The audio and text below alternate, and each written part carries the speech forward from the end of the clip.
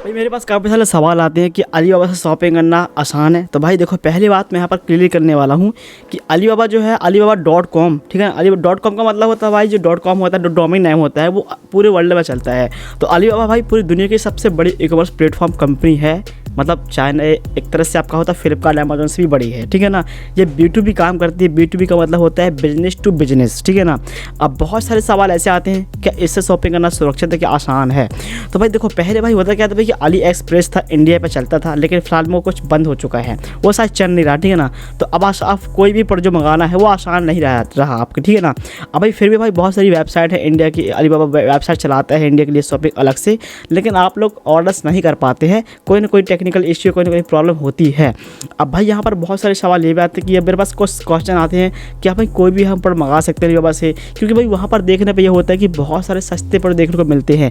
For example जैसे भाई कोई मोबाइल का पर्स है, इंडिया पे शायद ऑफलाइन मार्केट में 50 रुपये का मिलता है, ऑनलाइन पर 100 रुपये का मिलता है, अलीबाबा पर 10 रुपये 5 रुपये का देखने को मिलेगा आपको। ये सच बात है, ठीक है ना। इतना सस्ता आपको देखने को मिलता है, लेकिन फ्री भी आप लोग जब परचेस करने जाते हो तो वहाँ पर कोई एक प्रोडक्ट नहीं खरीद पाते हो, आपको लगातार 50-100 फीस एक साथ लेना पड़ता है। अब इतने सारे पर्स तो आपकी ज़रूरत है नहीं है, आपको सिर्फ एक ही चाहिए भाई, तो आप शॉपिंग नहीं कर पाते हैं। अगर आपने ऑर्डर कर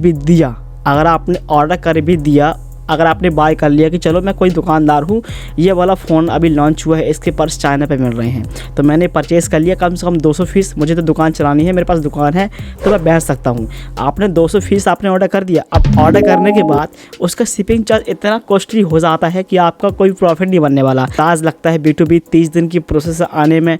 पैसा आपने पेमेंट कर दिया क्रेडिट कार्ड डेबिट कार्ड से, कोई टेक्निकल प्रॉब्लम हो चुकी है, सप्लायर कोई दिक्कत कर दिया, अपने गोल्डन सप्लायर से अगर आपने नहीं लिया कोई प्रोडक्ट, तो फेक अगर आपने सप्लाई से ले लिया तो हो सकता है आपके माल भी ना आए, आपने पैसा कर दिया, पैसा भी फ्री में आपका चला गया।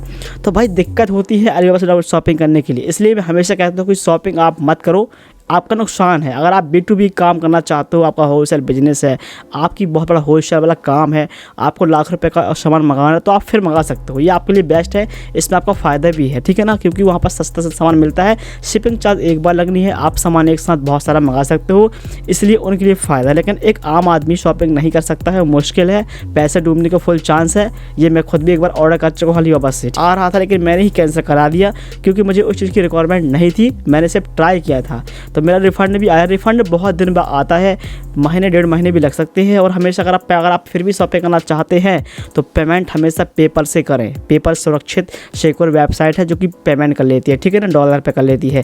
क्रेडिट कार्ड डेबिट कार्ड से करोगे पैसा फंस जाएगा, रिफ़ंड में आने में दिक्कत होगी, ठीक है ना भाई।